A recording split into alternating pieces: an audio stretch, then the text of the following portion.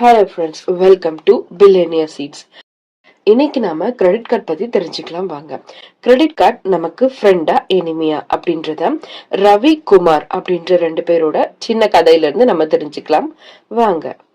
First Ravi and Kumar பத்தி தெரிஞ்சுக்கணும் அப்படின்னா, ரெண்டு பேருமே ஒரே பிரைவேட் கம்பெனில எம்ப்ளாயீஸ்.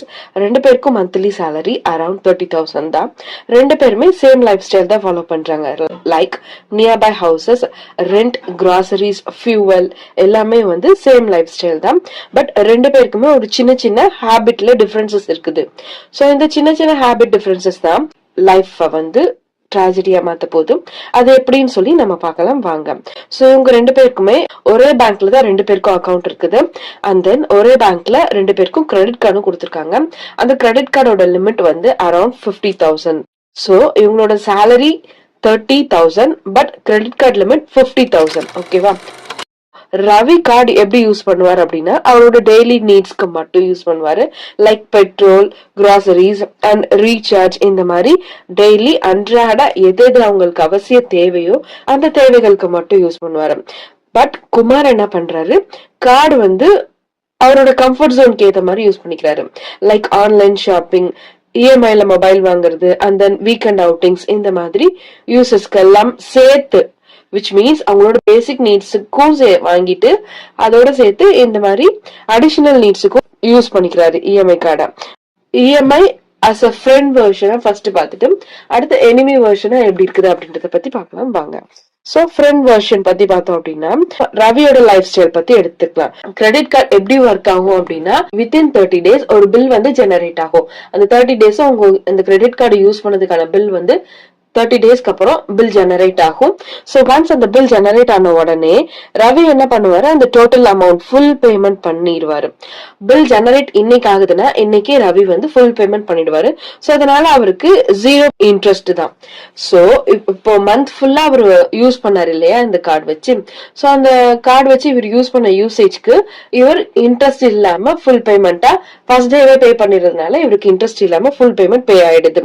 பட் இன் கேஸ் இவர் ஃபர்ஸ்ட் டே பே பண்ணாம செகண்ட் ஆர் தேர்ட் டே அதை எக்ஸ்டெண்ட் பண்ணிட்டு போயிருந்தாருன்னா அந்த அமௌண்ட்கான இன்ட்ரெஸ்ட் ஜெனரேட் ஆயிருக்கும். சோ இவர் அந்த ஸ்பெண்ட் பண்ண அமௌண்டோட சேர்த்து இன்ட்ரெஸ்ட் அமௌண்ட் சேர்த்து பே பண்ற மாதிரி இருக்கும். இவர் ஃபர்ஸ்ட் டேவே பே பண்ணிடுறதுனால இவர் அந்த ட்ராப்ல இருந்து எஸ்கேப் ஆயிடுறாரு. சோ இவருக்கு இது மட்டும் பிளஸ் பாயிண்ட் கிடையாது.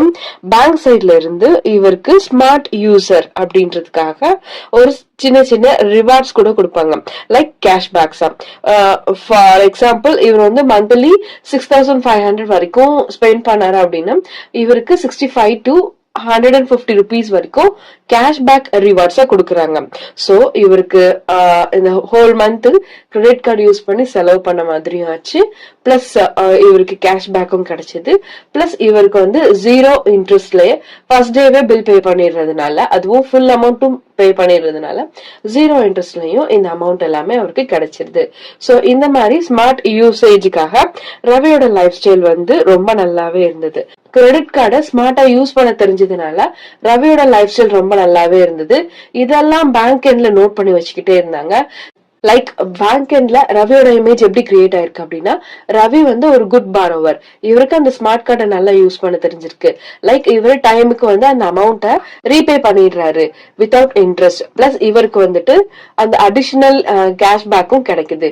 சோ இவருக்கு இந்த ஸ்மார்ட் கார்டை வச்சு எப்படி கரெக்டா யூஸ் பண்ணிக்கணும், வேலிடா ஃப்ரெண்ட்லியா யூஸ் பண்ணிக்கணும் அப்படின்றது தெரிஞ்சிருக்கு அப்படின்னு சொல்லிட்டு பேங்க் எண்ட்ல இவருக்கு ஒரு குட் மார்க்ஸ் இருக்குது.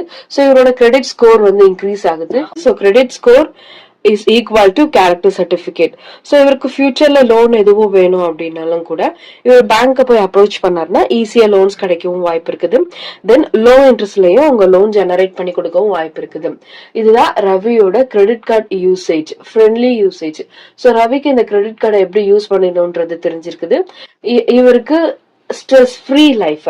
சோ நீட்ஸ் இருக்கும்போது மட்டும், அத்தியாவசிய தேவைகளுக்கு மட்டும் யூஸ் பண்ணதுனால இவர் கிரெடிட் கார்டு கரெக்டா யூஸ் பண்ணிருக்கிறாரு. Then at the end of the 30 days bill கரெக்டா ஜெனரேட் ஆகுற நாளைக்கு கரெக்டா இவர் ஃபுல் பேமெண்ட் பண்ணிட்டதுனால இவருக்கு இன்ட்ரெஸ்ட்டுமே வந்து ஜெனரேட் ஆகுறது கிடையாது.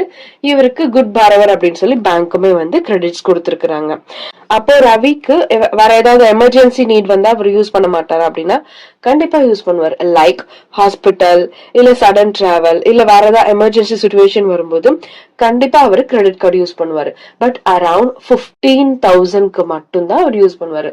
விச் மீன்ஸ் அந்த கிரெடிட் கார்டு வேல்யூ இருக்குது இல்லையா 50,000, அதுல இருந்து 30% அது அந்த வரைக்கும் தான் அவர் யூஸ் பண்ணுவாரு. பில் ஜெனரேட் ஆன உடனே ரீபே பண்ணணும் இல்லையா? சோ அந்த காரணத்துக்காக தான் அவரு 50,000ல இருந்து 30% அமௌண்ட் மட்டும் ஸ்பெண்ட் பண்ண வச்சுப்பாரு. மேக்சிமம் அவர் வந்து 30% எய்ம் பண்றாருன்னா அரௌண்ட் 20% தான் ஃபர்ஸ்ட் இனிஷியலா பே பண்ண நினைப்பாரு, ஸ்பெண்ட் பண்ண நினைப்பாரு. அரௌண்ட் 20% கூட தான் அவரு ஸ்பெண்ட் பண்ண நினைப்பாரு. விச் மீன்ஸ் ரிமைனிங் 10% வரதான் எமர்ஜென்சி சுச்சுவேஷனுக்கு யூஸ் பண்ணிக்கணும் அப்படின்றதுக்காக. சோ இது வந்து ஒன் பார்ட் ஆஃப் வியூ. இப்போ அனதர் பார்ட் ஆஃப் வியூல குமார் என்ன செய்யறாரு அப்படின்றத பத்தி பார்க்கலாம் வாங்க. சோ குமார் வந்து எப்பயுமே கொஞ்சம் பில் எல்லாம் அதிகமா ஜெனரேட் பண்ணக்கூடிய ஆளு. நம்ம ஃபர்ஸ்டே பார்த்த மாதிரி அவரு டெய்லி யூசேஜ்க்கு மீறி online shoppings and then gamings இந்த மாதிரி எல்லாம் இந்த அமௌண்ட் வந்து ஸ்பெண்ட் பண்ணிட்டு இருக்காரு. சோ குமாருக்கு once for example 8,000 bill generate ஆகுது அப்படின்னா அதுலயே அவங்க மென்ஷன் பண்ணிருப்பாங்க கீழே மினிமம் டியூ நீங்க 400 கட்டினா போதும் அப்படின்ற மாதிரி மென்ஷன் பண்ணிருக்காங்க. அப்படின்னா குமார் இந்த 400 பார்த்துட்டு இந்த 400 மட்டும் நம்ம பே பண்ணா போதும்னு சொல்லிருக்காங்க இல்லையா அப்படின்னு சொல்லிட்டு ஃபர்ஸ்ட் டைம் அந்த 400 மட்டும் பே பண்ணிட்டு ரிமைனிங் அமௌண்ட் பே பண்ணாம விட்டுறாரு. சோ என்ன ஆகும், ரிமைனிங் இருக்கிற அமௌண்ட்டுக்கு ஆட்டோமேட்டிக்கா நெக்ஸ்ட் டே இன்ட்ரெஸ்ட் வந்து ஜெனரேட் ஆகிக்கிட்டே இருக்கு. சோ இது யாருக்கு பிளஸ் பாயிண்ட்னு பாத்தீங்கன்னா பேங்க் எண்ட்ல தான். பேங்க்குக்கு வந்து இது ஒரு ஹாப்பியஸ்ட் நியூஸ். பிகாஸ் இந்த இன்ட்ரெஸ்ட் ஜெனரேட் ஆகிறது மூலமா பேங்க் தான் வந்து பெனிஃபிட் அடைவாங்க. இந்த மினிமம் டியூ நம்ம பே பண்ணிட்டு ஃபுல் பில் பே பண்ணாம விட்டதுனால நம்மளுக்கு என்னென்ன பாதிப்புகள் வரப்போகுது அப்படின்றது குமாருக்கு காலங்கள்ல தான் தெரிஞ்சது. குமாருக்கு வந்து பில் ஜெனரேட் ஆன அமௌண்ட் 8,000. சோ அதுக்கு இன்ட்ரெஸ்ட் அமௌண்ட் பாத்தீங்கன்னா 3.5% பெர் மந்த். 3 மந்த்ஸ்க்கு கணக்கு பண்ணோம்னா அரௌண்ட் ₹800 வருது. சோ இது ஆனுவல் இன்ட்ரெஸ்ட் கணக்கு பண்ணோம் அப்படின்னா 3.5% அரௌண்ட் 42% வந்து ஆனுவல் இன்ட்ரெஸ்டா ஜெனரேட் ஆகுது. சரிங்களா? இது வந்து எப்படின்னா ஆனுவல் இன்ட்ரெஸ்ட் 42% அப்படின்றது பிசினஸ் லோனோட காஸ்ட்லின்னு சொல்லப்படுது. சோ இப்போ இந்த கிரெடிட் கார்டு யூஸ் பண்ணி நம்ம ஸ்பெண்ட் பண்ணிட்டு பில் ஜெனரேட் ஆன உடனே பே பண்ணல அப்படின்னா எந்த அளவுக்கு நம்மளுக்கு பாதிப்பு வருதுன்றத இந்த இடத்துல நம்ம நோட் பண்ணி ஆகணும்.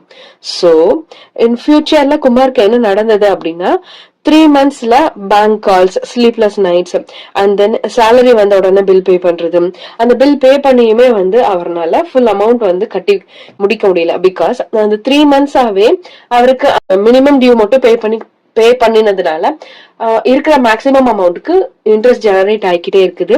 சோ அந்த இன்ட்ரெஸ்ட் ஜெனரேட் ஆகிக்கிட்டே இருந்ததுனால அவர்னால பர்டிகுலர் அமௌண்ட்டை வந்து இமீடியட்டாவும் ஸ்பெண்ட் பண்ண முடியல. அதே அவரோட நீட்ஸுக்கும் அந்த கார்டை யூஸ் பண்ண முடியல. அந்த மாதிரி ஒரு கிரிட்டிக்கலான சுச்சுவேஷன்ல ஃபுல் அண்ட் ஃபுல் ஸ்ட்ரெஸ் லைஃப்ல குமார் வந்து தள்ளப்பட்டாரு. சோ அவருக்கு நைட் ஃபுல்லா தூக்கம் கிடையாது. அண்ட் தென் ஸ்ட்ரெஸ்டாவும் இருந்தாரு. அண்ட் தென் அமௌண்ட்டையும் வந்து கரெக்டா பிளான் பண்ணி அவருக்கு ஸ்பெண்ட் பண்ண தெரியல. கிரெடிட் கார்டையும் ஒழுங்கா யூஸ் பண்ண தெரியல. இந்த காரணத்தினால அவருக்கு ஃபர்ஸ்ட் நிம்மதி போச்சு, ரெண்டாவது காசும் போச்சு. பிகாஸ் காசு எப்படி போகும், பிகாஸ் அவர் ஏர்ன் பண்ற அமௌண்ட் எல்லாமே கிரெடிட் கார்டுக்கு பாதியும் இவரோட டெய்லி யூசேஜ்க்கு பாதியும் ஸ்பெண்ட் பண்றதுனால கையில இந்த அமௌண்ட்டும் நிக்கல. இப்போ கிரெடிட் கார்டு ஃப்ரெண்டா எனிமியா அப்படின்றத பத்தி பார்த்தோம் அப்படின்னா ரவி குமார் 2 பேரோட லைஃப் ஸ்டைல இருந்து இதை நம்ம கத்துக்கிட்டோம். சோ ரவி என்ன பண்ணாரு, ஃபுல் பேமெண்ட் உடனே பே பண்ணிட்டாரு. அதனால அவருக்கு இன்ட்ரெஸ்ட் கிடையாது, கேஷ்பேக் பெனிஃபிட்டும் இருந்தது. அவரு நல்லா நிம்மதியா தூங்கினாரு, ஸ்ட்ரெஸ்லெஸ் லைஃப் வந்து லீட் பண்ணாரு. பேங்க் சைட்ல இருந்து அவருக்கு குட் கிரெடிட் ஸ்கோர் இருந்தது. ஃபியூச்சர்ல லோன்ஸுமே லோ இன்ட்ரெஸ்ட்ல அவைலபிளா இருந்தது அவருக்கு. And then Kumar life style எடுத்துக்கிட்டோம் அப்படின்னா அவர் மினிமம் டியூ மட்டும் பே பண்ணதுனால அவருக்கு ஹை இன்ட்ரெஸ்ட் இருந்தது. லைக் அவர் இஎம்ஐ சில மொபைல் போன்ஸ் இஎம்ஐ மூலமா வாங்கினது, and then online shoppings and online gamings இந்த மாதிரி இதுல இவர் ட்ராப் ஆயிட்டாரு.